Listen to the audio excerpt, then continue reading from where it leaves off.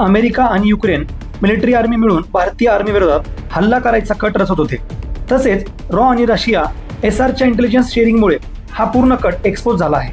सूत्रांच्या माहितीनुसार Ukrainian special operations फोर्सचे मेंबर्स होते, ड्रोन स्पेशलिस्ट होते आणि एक फॉर्मर US आर्मी स्पेशल फोर्सेसचा ऑपरेटर होता, जो आता प्रायव्हेट कॉन्ट्रॅक्टर आहे. हे लोक मणिपूरच्या मिलिटंट्सला ATV drone war fire training देत असल्याची माहिती मिळाली आहे. तीच टेक्निक जी युक्रेनमधील 100हून अधिक मिलिटरी टँक्स उद्ध्वस्त केली आहे. त्यासोबतच हे शिकवत होते की चायनीज सप्लाय ड्रोन कसे जाम करायचे, तसेच याला डिलिव्हर कसे करायचे. तसेच कट फक्त तिथपर्यंतच नव्हता, तर भारताच्या नॉर्थ ईस्ट फॉरवर्ड लॉजिस्टिक बनवायचा होता. हे पहिल्यांदाच होत नव्हतं, तर या अगोदरही एक अमेरिकन मिशनरी डॅनियल कोझी नावाच्या व्यक्तीला अटक करण्यात आली होती. हा कुकी मिलिटंट्सला ड्रोन बुलेट प्रूफ जॅकेट आणि हेल्मेट्स पुरवत होता आणि ट्रेनिंगही देत होता. आता हे सगळे धागे जुळल्यावर समजते की भारतामध्ये अस्थिरता निर्माण करण्याचा पाकिस्तान किंवा चीनचा समावेश नसून याचा मुख्य फायदा म्हणजे अमेरिका यांचा उपयोग करून देत असल्याची माहिती आता आपल्या समोर येत आहे.